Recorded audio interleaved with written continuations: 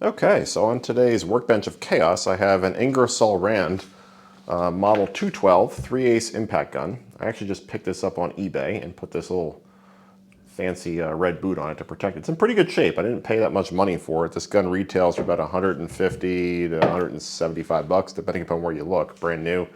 I got it for I think maybe 60 or 70 if I recall.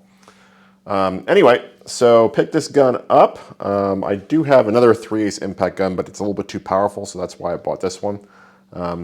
Picked it up and I noticed when I plugged it in, I don't know if you can hear that. There's an air leak out the exhaust. Very minor, it's not loud. That's kind of what it sounds like. I mean, the gun works fine, but I want to see if I can fix that air leak because that means I can't keep it plugged in, otherwise the compressor's going to cycle. Not that I'm going to do that anyway, but why leak air if we don't have to? It could just be a stupid little O-ring. So in this particular style of gun, Ingersoll Rand gun, it looks like there's a little roll pin right there that holds the trigger assembly. And a lot of the newer ones that have like a plastic body, there's a like a little slot here and a corresponding slot on the other side of the handle, and the whole intake assembly or inlet assembly pops out the bottom. This, I'm guessing, we have to pull this pin out. One of the tricks I often use is just use a little Allen key, because I don't have a press that's that size, or a pin that's that size, rather. This is an old Allen key that I grabbed from this set here. It looks like it's, what size is that? I don't have my glasses on. It's the size above an 1/8 inch. Let's just tap this. And our pin pops out the bottom like so. Now let's see if we can pull this whole trigger assembly out. There it goes. Look at that. So now, do we see any obvious signs of damage? I don't see anything. Is there anything inside here that looks damageable? Not seeing anything there. Let me, this trigger's coated with oil. Let me blow this off. Maybe we'll get a better look at it. There was also an O-ring inside the body there too. You probably saw it before. Gave you a look inside. This is what came out. I mean, I don't see any obvious damage. There's actually a little bit of a nick in that one there. I don't know if it's enough to cause an issue.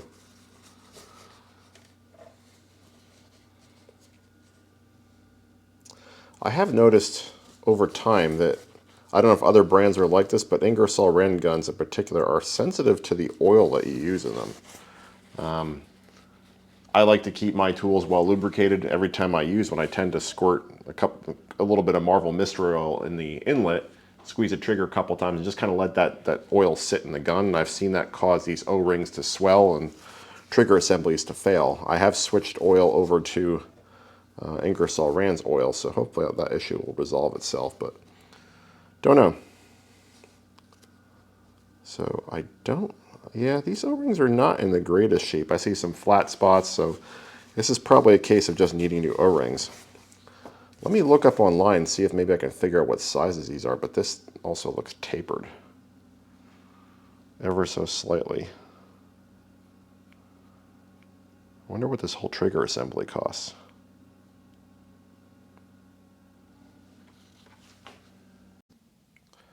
I'm not sure if you guys are going to be able to see this, but there's a small tear in this O-ring right into my finger right here. I looked up online, the O-ring that goes, I guess, in the end here and here are the same. And I got out my bag of, not my bag, my box of O-rings here, which I will show you now. You could pick up these O-ring kits at Harbor Freight online. They're super cheap. I think I paid maybe 10 or 15 bucks for this one a long time ago.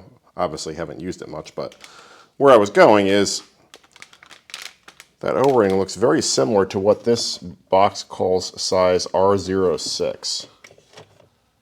And that looks like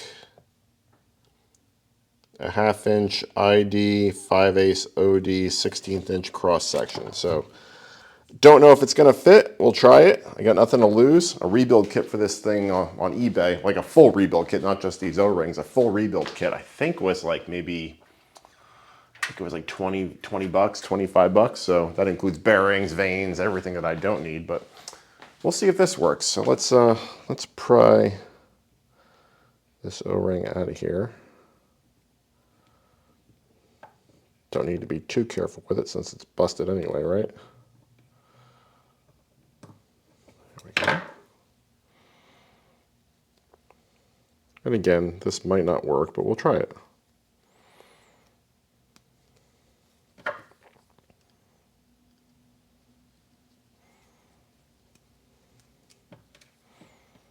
And you could probably see the tear a little bit better there.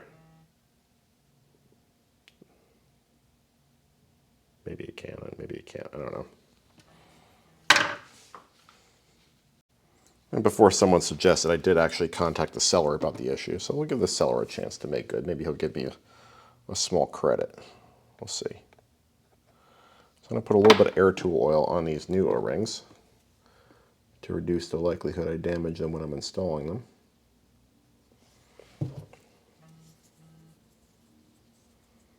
This is just the Ingersoll Rand 10P air tool oil. I'll leave a link in the description. So let's carefully slip these on.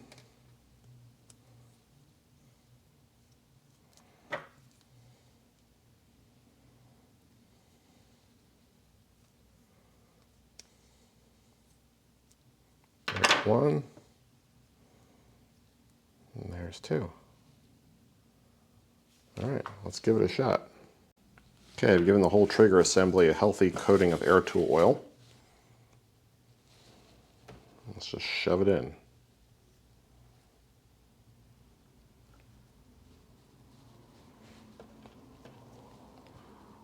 Just put the pin in just to hold it.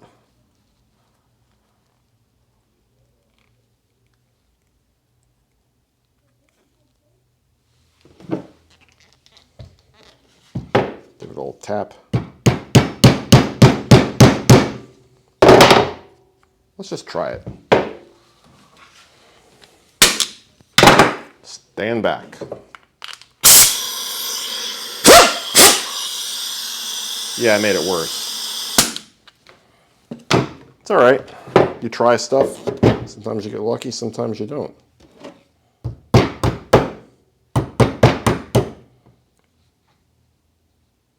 Of course, I'm bending my Allen key now. Why isn't this thing not coming out? Well, that's just fantastic. Man, this Allen key is a cheap piece of crap. Bent it. Pair of vice grips that dropped right out. So, all right, that didn't work out, unfortunately. But again, this stuff happens. Can't get lucky all the time.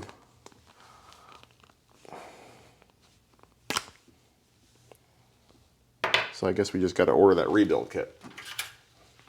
Maybe we'll freshen up the whole gun while we're at it. It's a shame, though.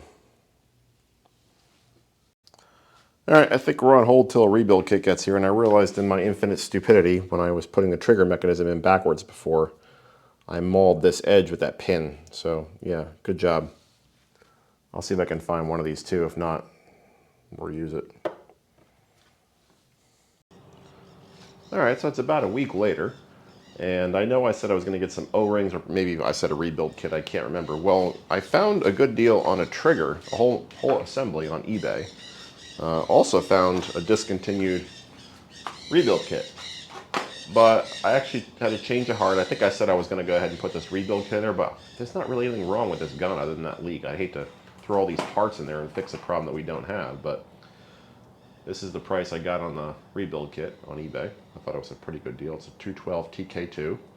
They're getting difficult to find because I don't know if they just discontinued this gun. They can still buy it new, which is kind of perplexing, but why can't you get the rebuild kits for it? Anyway, so I bought the whole trigger assembly. I think if you buy it from like e-replacement parts, this is like a $70 part or some crazy amount. I think I got it for like 15 or something, which was about the cost of just buying individual O-rings plus shipping and all that. So I just bought the whole trigger. So let's put this thing in and see if it helps. So I already loosened this pin. Let's pull our old trigger assembly out. Set that aside. Make sure we take out that O-ring. It's buried deep inside. Experimenting with a new portable bench here. It's kind of, I think, a little helpful for filming videos. You let me know what you guys think. A friend gave this to me, actually. Let's get a little bit of air tool oil and put that on the new trigger assembly so we don't mess anything up installing it. Don't want to cut out our brand new O-rings. And if anybody needs the part number on this thing, there you go. If I can find it on Amazon or something, I'll put a link in the description. But like I said, parts for this gun are getting hard to find. It's a shame because it's a nice gun. So the kit comes with everything you see here.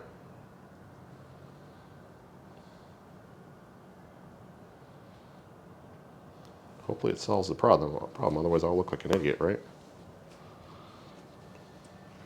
I do a pretty good job of that all by myself.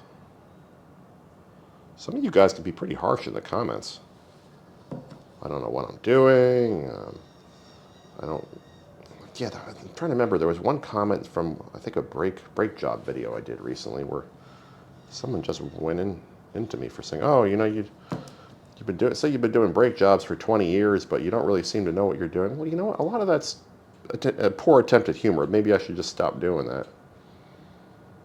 Oftentimes when I seem to not know what I'm doing, sometimes I don't, but more often than not I do.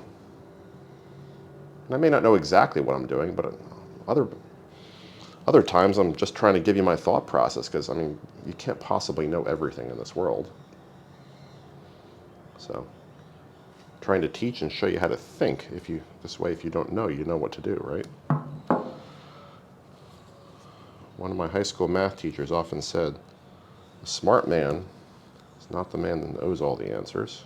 It's the man that knows where to find them." I'll let that sink in for a minute.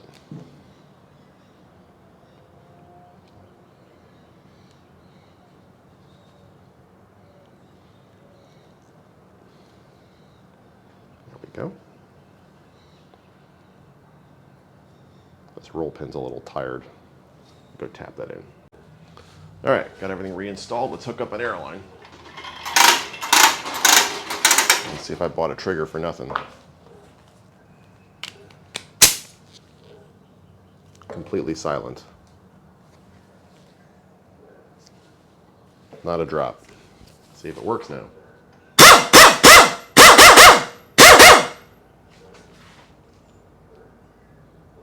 Indeed it does. All right, that was a pretty easy fix. And like I said, I mean, we could have just gotten those O-rings, but sometimes you got to look at the economics of doing a repair, right? So why would you spend $15 to just replace a couple of O-rings on a gun that I think is from 1994 or something, when you can replace the entire assembly with something brand new for the same or just a little bit more, right? I mean, why would you do that? Yeah, so hopefully you found this video helpful. This will go in the junk bucket. And I'll keep this rebuild kit around in case we ever need it someday. You know, this gun's old. Doesn't seem to have a lot of hours on it, but I'll keep it around in my air tool drawer. Anyway, if you found this video helpful, please subscribe, stay safe. Thanks for watching, everybody. Take care.